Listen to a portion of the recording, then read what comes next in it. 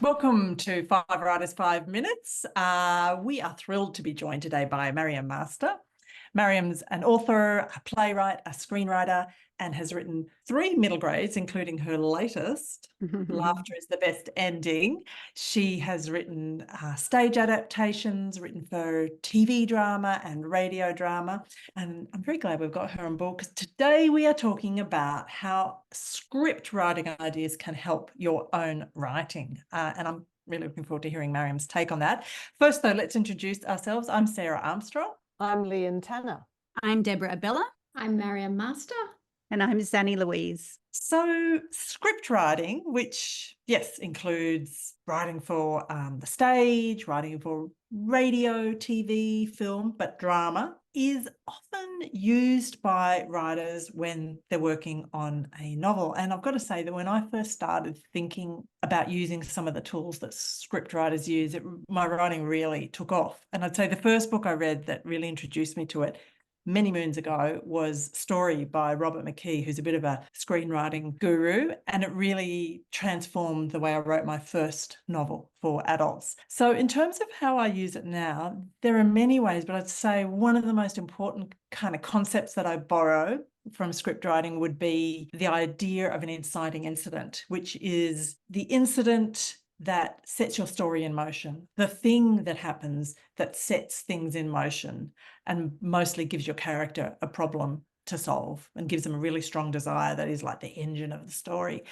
One thing that it did for me was really made it clear to me that that thing has got to be an action rather than just a thought in someone's head, rather than someone thinking, oh, I want to do this. Something's got to happen to make them want something badly, or a problem that will make them want something badly. And I think in general, that has really helped me think visually in my writing. So I think about what's happening here rather than what's going on in my character's head. So that for me, I reckon, is probably one of the really most helpful things I have learned from script writing.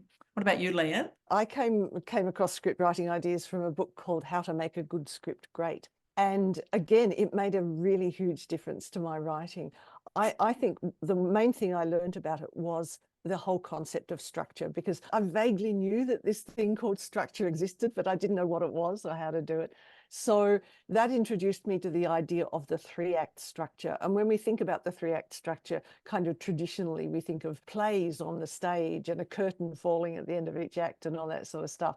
But the 3-act structure, it's basically about timing. It's basically about how you keep your audience or your reader engaged by having big things happen at particular moments of the story and turning points in the story. So that was one of the main things I learned from it. But I also learned about how to write dialogue. You know, script writers have to be so good at dialogue because this is what they're offering the actor. This is often all the actors got to go on with.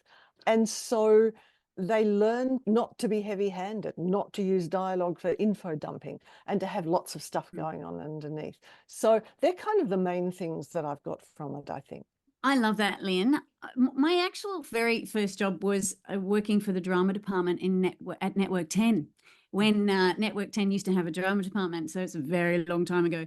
And I think the big takeaways from that time were storyboarding and chapter breakdowns. And well, I call them chapter breakdowns, scene breakdowns, basically. So whenever we were in the script department, we were getting a script together, every scene had to be, of course, delineated. Where is it set? What is happening? What is the main point of that scene? Get in, get out as quick as you can.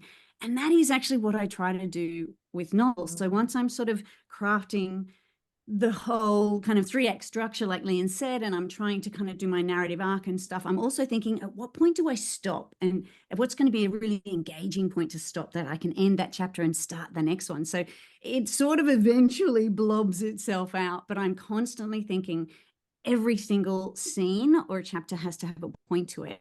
And I want it to be short and sharp. The other thing is it's visual. So I don't want great pages of description of a garden or a schoolyard or, you know, or a beach. I want to know what is happening. So if ever I'm looking at something, or I do actually want to describe that train station, I do it through the character's eyes while they're being chased by somebody. So I'm trying to make sure that it's not, the words on the page are constantly giving my reader some kind of visual, which means, of course, avoiding what we talk about a lot, the info dump or the description kind of dump. So they're my two big things I take away from that.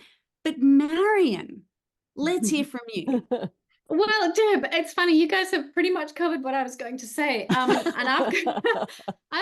I come at it from a different side. I mean, I started with script writing, so I'm kind of new to novels, but I think cinematically, and I don't know if it's my training or it's just being in the world and watching so many movies, but I hear voices, I hear dialogue, and I follow the action physically. So I find that actually that's my first and natural instinct. And again, it is the training. The training is excellent in television because, like you said, you have your scene breakdowns. You don't ever sort of step into the abyss of a script without knowing where your end of episode is, because there's someone else who's going to pick it up after you. You've got a cliffhanger. So that's very useful in terms of planning.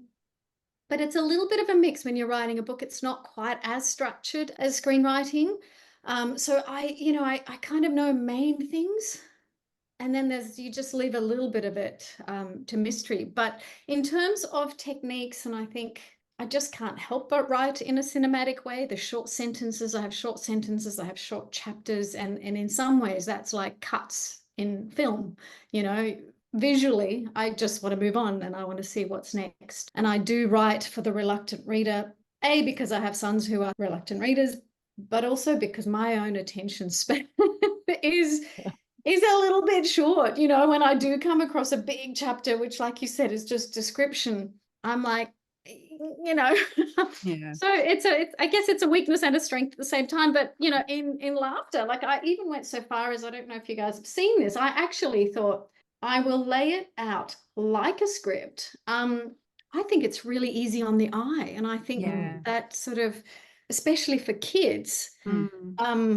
just to see that dialogue in little snappy bits like that just helps move the story along and keep the reader engaged. I love that. It creates white space on the page, which is what you're doing for those, more reluctant readers.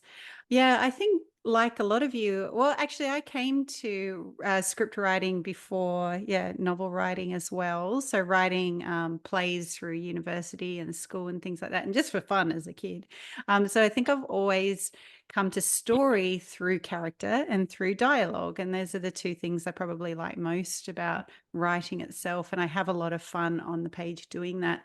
And just like you guys, formally speaking, have been informed by Story, Robert McKee, also Save the Cat, which is a great reference, which a lot of the writers out there will know about already. But for those of you who don't know it, Save the Cat, it's just a fantastic film writing reference. There are various versions which are written also for novel writers. And I've just found that beat breakdown of a story to be so immensely helpful.